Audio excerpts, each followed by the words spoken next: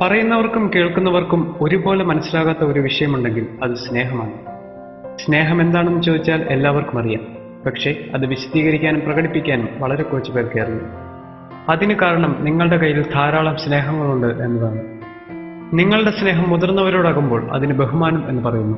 സ്നേഹം താഴെയുള്ളവരോടാകുമ്പോൾ അത് വാത്സല്യമാണ്.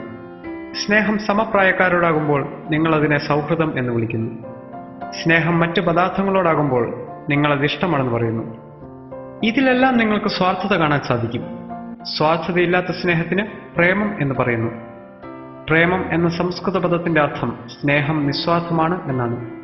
ഇന്ന് ഏറ്റവും കൂടുതൽ തെറ്റിദ്ധരിക്കപ്പെടുന്ന വാക്കും പ്രേമമാണ്. ഇന്നാർക്കും പ്രേമമില്ല, എല്ലാവർക്കും തമ്മിൽ ഇഷ്ടമാണ്. അങ്ങനെയെങ്കിൽ എന്താണ് സ്നേഹം? ഡോക്ടർ സ്റ്റേൺബർഗിന്റെ കണ്ടെത്തലുകളുടെ വെളിച്ചത്തിൽ ഞാൻ വിശദമാക്കാൻ ശ്രമിക്കാം. സ്റ്റേൺബർഗിന്റെ ട്രയാങ്കുലർ തിയറി അനുസരിച്ച് പാഷൻ, ഇന്റിമസി, കമ്മിറ്റ്മെന്റ് എന്നീ 3 ഘടകങ്ങൾ ചേരുന്നതാണ് സ്നേഹം. മറ്റൊരാളുടെ ശരീരത്തോട് തോന്നുന്ന ആകർഷണത്തെ പാഷൻ എന്നതുകൊണ്ട് അർത്ഥമാക്കുന്നു. മറ്റൊരാളോട് രഹസ്യങ്ങൾ തുറന്നു പറയാൻ നിങ്ങൾക്ക് തോന്നുകയാണെങ്കിൽ അതിന്റെ കാരണം ഇന്റിമസിയാണ്. നിങ്ങളുടെ ഇഷ്ടപ്രകാരമോ അല്ലാതെയോ നിങ്ങളുമായി ബന്ധപ്പെട്ടിരിക്കുന്ന എല്ലാവരുമായും നിങ്ങൾക്ക് കമ്മിറ്റ്മെന്റ് ഉണ്ട്. ഉദാഹരണമായി, നിങ്ങൾക്ക് അച്ഛനും അമ്മയുമായുള്ള ബന്ധം. അതിൽ പാഷനില്ല. ഇന്റിമസി ഉണ്ടാവാം, ഉണ്ടാവാതിരിക്കാം. എന്നാൽ കമ്മിറ്റ്മെന്റ് എന്തായാലുമുണ്ട്. കാരണം അവർ നിങ്ങളുടെ അച്ഛനും അമ്മയുമാണ്, നിങ്ങൾ അവരുടെ മക്കളാണ്. ഈ 3 ഘടകങ്ങളും ചേരുന്നതാണ് സമ്പൂർണ്ണ സ്നേഹം എന്ന് സ്റ്റേൺബർഗ് പറയുന്നു. ഇതിൽ ഓരോ ഘടകവും ഒറ്റയ്ക്ക് നിൽക്കുമ്പോഴും 2 ഘടകങ്ങൾ ചേർന്ന് നിൽക്കുമ്പോഴും പലതരത്തിലുള്ള സ്നേഹങ്ങൾ നമുക്ക് ലഭിക്കുന്നു. നിങ്ങളുടെ സ്നേഹത്തിൽ ഇന്റിമസിയും കമ്മിറ്റ്മെന്റും ഉണ്ടെങ്കിൽ ആ വ്യക്തി നിങ്ങളുടെ ബെസ്റ്റ് ഫ്രണ്ടാണ്.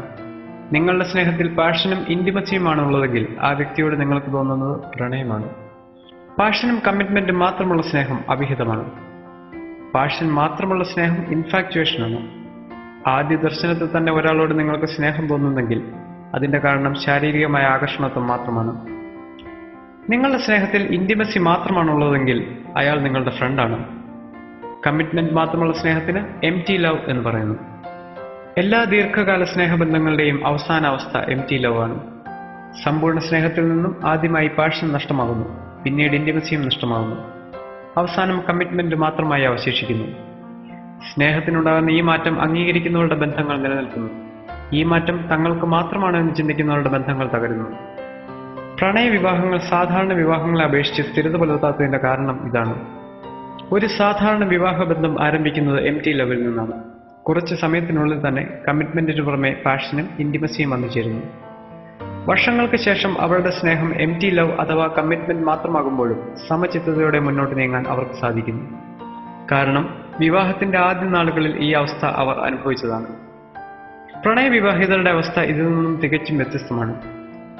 അവരുടെ വിവാഹബന്ധം ആരംഭിക്കുന്നത് തന്നെ സമ്പൂർണ്ണ സ്നേഹത്തിലാണ്.